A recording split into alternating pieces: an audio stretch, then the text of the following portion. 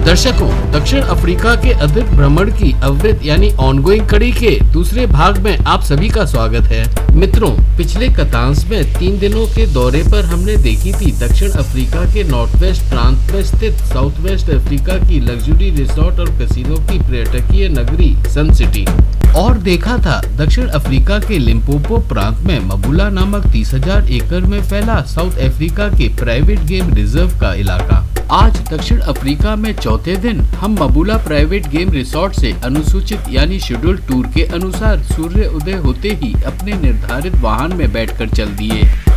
मबुला से 200 किलोमीटर दूर 2.5 घंटे की यात्रा कर हम पहुंचे साउथ अफ्रीका की अनंतिम राजधानी यानी प्रोविजनल कैपिटल जोहानिसबर्ग के नजदीक ओआर टेम्बो नामक हवाई अड्डे।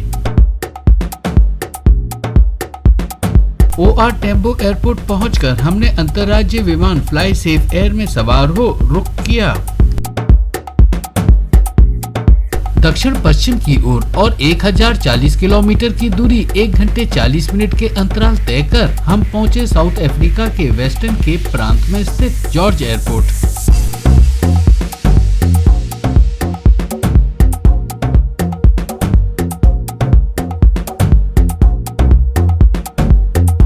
गौरतलब है, जॉर्ज एयरपोर्ट पहुंचकर सामान संग्रह क्षेत्र से अपने बैग संग्रहित कर जॉर्ज एयरपोर्ट के आगमन क्षेत्र के बाहर हम 8 घुमक्कड़ों की टोली वाहन में बैठकर चल दी आज के गंतव्य की ओर साउथ अफ्रीका के वेस्टर्न केप प्रांत में स्थित। एयरपोर्ट से 70 किलोमीटर की दूरी पर साउथ अफ्रीका के हरे भरे स्वदेशी जंगलों, शांत झीलों, सुनहरे समुद्री तटों के बीच बसी एक प्राकृतिक स्वर्ग रूपी पर्यटकीय नगरी नाइसना। दर्शकों, नाइसना शहर पहुंचकर नाइसना लॉगिन होटल में अपने आगमन को दर्ज कर यानी चेक इन कर हम शीघ्रता से पहुंचे नाइसना शहर के एक प्रमुख पर्यटकीय आकर्षण क्षेत्र नाइसना लगून के वाटरफ्रंट के प्रांगण में। नाइसना लगून के वाटरफ्रंट से हम लगून के अवलोकन के लिए चल दिए यहाँ उपस्थित बोध विहार यानी क्रूज के दौरे पर। दोस्तों, इतिहास के पन्नों को अगर हम पलट कर देखें तो 519 साल पहले यानी सन 1500 ईस्वी में पहली बार इस लगून को भारत के लिए समुद्री मार्ग की खोज में पुर्तगालियों के शोधकर्ताओं ने खोजा था। दर्शकों, देखने में नाइसना लगून बहुत शांत दिखता है, परंतु प्राचीन काल में इस लगून के अंदर प्रवेश करने का प्रयास कई यूरोपियन देशों ने किया, पर वो असफल रहे। दोस्तों, ज्ञात हो भूतकाल में नाइसना लगून का ये 2 पहाड़ियों के बीच स्थित मोहाना यानी प्रवेश द्वार नाइसना लगून को दुनिया में सबसे खतरनाक बंदरगाह का दर्जा प्रदान करता था। इसी के साथ मित्रों, नाइसना लगून का दृश्यावलोकन कर जॉन बेन नामक कंपनी द्वारा संस्थापित इस क्रूज में खाने पीने का लुत्फ उठाते हुए संपन्न होता है साउथ अफ्रीका में हमारा चौथे दिन का दौरा।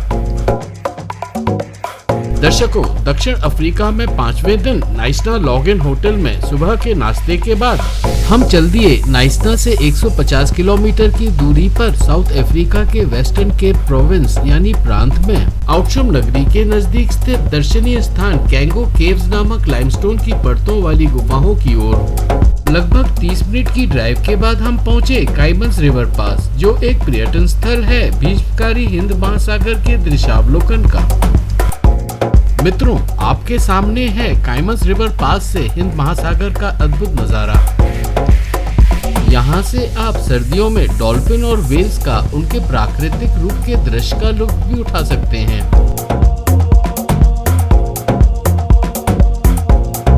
गौरतलब है, ये अविश्वसनीय रूप से सुंदर नदी का दर्रा गार्डन मार्ग पर नाइसना और जॉर्ज के कस्बों को जोड़ता है। काइमन्स रिवर पास पर संक्षिप्त पड़ाव के बाद दोस्तों हम चल दिए आज के गंतव्य ड्रिपस्टोन गुफाओं की श्रृंखला कैंगो केव्स की ओर। जॉर्ज शहर होते हुए 1 घंटे 42 मिनट की ड्राइव के बाद हम पहुंचे दक्षिण अफ्रीका के वेस्टर्न केप प्रोविंस में आउटशम नगरी से 15 किलोमीटर की दूरी पर स्थित कैंगो केव्स। दर्शकों, ज्ञात हो कॉन्गो गुफाएं चौड़ाई में 1.5 किलोमीटर और लंबाई में लगभग 16 किलोमीटर दक्षिण अफ्रीका के स्वाटबर्ग पर्वत श्रृंखला के चूना पत्थर की बेल्ट में स्थित है। आइए मित्रों, हम तीसरी मंजिल में प्रवेश द्वार से होकर दक्षिण अफ्रीका की सांस्कृतिक और प्राकृतिक कैंगो गुफा के अभ्यंतर चले। गुफा के अंदर कदम रखते ही संकरे मार्ग को देखकर हमें गुफा के अभ्यंतर होने का एहसास बखूबी होने लगता है। तंग गलियारे से सावधानी पूर्वक अपने सर को बचाते हुए हम पहुंचे एक बड़े से चैम्बर के सामने। हाँ दोस्तों, इस चैम्बर के अंदर लगभग 200 लाख सालों से अवृत आश्चर्यजनक इन चूना पत्थर की प्राकृतिक संरचना को देख हम हक्के बक्के रह गए। यहाँ आकर ऐसा प्रतीत होता है मानो आप कोई काल्पनिक दुनिया में पहुँच गए हों। मित्रों, भूवैज्ञानिकों के अनुसार जब कई प्रकार के खनिज पदार्थों से भरपूर चूना पत्थर यानी लाइमस्टोन की छिद्र युक्त यानी पोरस चट्टान की दरारों के माध्यम से सहज रूप में लाखों साल लगातार वर्षा या भूमिगत जल टपकता है, तब जाकर ऐसे अद्भुत प्राकृतिक संरचना का निर्माण होता है। हाँ, इस विलक्षण प्राकृतिक स्टेलासाइट और स्टेलाग्माइट ड्रिपस्टोन की संरचना के पीछे जरूरी है गुफा में एक प्रकार की विशेष नमी और अनुकूल वातावरण का होना, जो यहाँ यानी दक्षिण अफ्रीका के पश्चिमी प्रांत में स्थित स्वाटबर्ग पर्वत श्रृंखला की तलहटी में मौजूद है। दर्शकों, कैंगो केव्स के सर्वेक्षण के दौरान पता चला है कि प्रारंभिक पाषाण युग यानी अर्ली स्टोन एज में यहाँ पर हमारे प्रागैतिहासिक पूर्वज यानी प्री हिस्टोरिक एंसेस्टर्स निवास करते थे। दोस्तों, मौजूदा कैंगो केव्स की गुफाओं की खोज सन 1780 में अकस्मात एक किसान के द्वारा हुई थी। जब इस गुफा की खबर प्रांत के लोगों को लगी तो वो यहाँ से उत्सुकता में स्टेलासाइट और स्टेलेग्माइट के ड्रिपस्टोन्स को तोड़कर ले जाने लगे।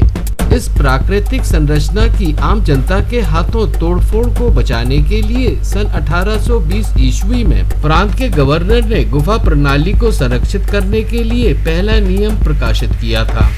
कांगो गुफाओं का पहला आधिकारिक पर्यटकों का दौरा सन 1891 ईस्वी में आयोजित किया गया था।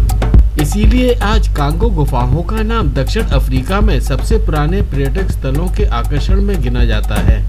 मित्रों, ज्ञात हो, कैंगो गुफाओं की व्यापक प्रणाली 3 कक्षों के वर्गों में विभाजित की गई है, कैंगो 1, कैंगो 2 और कैंगो 3। आज केवल कैंगो 1 आम पर्यटकों के लिए खुला है, जो इन गुफाओं के नक्शों के अनुसार केवल 1/4 लेखांकन है। कैंगो 1 गुफा के कक्ष का दौरा लगभग 1 घंटे 30 मिनट के अंतराल संपन्न कर हम वापसी यात्रा में अपनी भ्रमण समय सारणी के अनुसार पहुँचे कैंगो ऑस्ट्रिच फार्म यानी शुतुरमुर्ग पालन फार्म। आइए मित्रों, हम कैंगो शुतुरमुर्ग पालन फार्म के क्षेत्रफल के अंदर चलें। अंदर पहुंचने पर नियुक्त गाइड ने फार्म के नियम अथवा शुतुरमुर्गों के बारे में संक्षिप्त उपदेश दिया।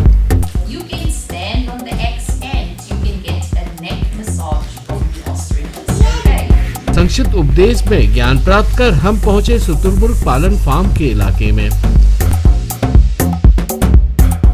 यहाँ पर गाइड ने हमें बताया कि शुतुरमुर्ग अपनी लंबी गर्दन और टांगों के कारण 6 फीट और 9 फीट तक की ऊंचाई का हो सकता है और गर्दन को 180 डिग्री घुमाकर अपनी पीठ से भी चीजों को उठा सकता है। शुतुरमुर्ग के पाँव में केवल 2 ही उंगलियां होती हैं, अन्य पक्षियों में ये संख्या 4 है और केवल अंदर वाली उंगली में खुर के समान नाखून होते हैं। पंख केवल पीठ पर होते हैं और उनका फैलाव लगभग 6.5 फीट का होता है। शुतुरमुर्ग लगभग 30 मिनट में 70 किलोमीटर प्रति घंटे की रफ्तार से लगातार भाग सकता है। वयस्क नर के पंख प्रायः काले होते हैं और मादा स्लेटी भूरे या सफेद रंग की होती है। दोस्तों, हमने इन शुतुरमुर्गों से अपने गर्दन की मालिश करवाई। प्राणी जगत में सबसे बड़े अंडे अथवा अंडों की मजबूत कोशिका को जांचने के लिए हमने अंडों पर अपना पूरा वजन डाल दिया, लेकिन वे टूटे नहीं। दर्शकों, आज दुनिया भर में शुतुरमुर्ग व्यावसायिक रूप से पाले जाते हैं, मुख्यतः इनके पंखों के लिए, जिसका इस्तेमाल सजावट तथा झाड़ू बनाने के लिए किया जाता है। इनकी चमड़ी चर्म उत्पाद यानी लेदर प्रोडक्ट और इनका स्वादिष्ट लो फैट मांस व्यापारिक रूप से बाजार में बिकता है। शुतुरमुर्ग पालन फार्म के मुक्तसर दौरे में शुतुरमुर्ग संबंधित जानकारी प्राप्त कर हम चल दिए और कुछ ही देर में पहुंचे आज के दक्षिण अफ्रीका में 5वें दिन के भ्रमण के अंतिम पड़ाव कैंगो वाइल्ड लाइफ रेंज नामक पशु वाटिका यानी जू। दोस्तों, आपकी जानकारी के लिए कैंगो वाइल्ड लाइफ रेंज का विशेष कार्य है विमोहित प्रजनन यानी कैप्टिव ब्रीडिंग रिसर्च और जन जागरूकता के जरिए चीता और अन्य लुप्त प्रजातियों के संरक्षण को बढ़ावा और इस प्रोत्साहित कार्यविधि के लिए धन एकत्रित करना। इसी के साथ मित्रों, संपन्न होता है हमारा दक्षिण अफ्रीका में 4थे और 5वें दिन का अधिक भ्रमण। और हम वादा करते हैं फिर मिलेंगे दक्षिण अफ्रीका के अन्य पर्यटन स्थल पर।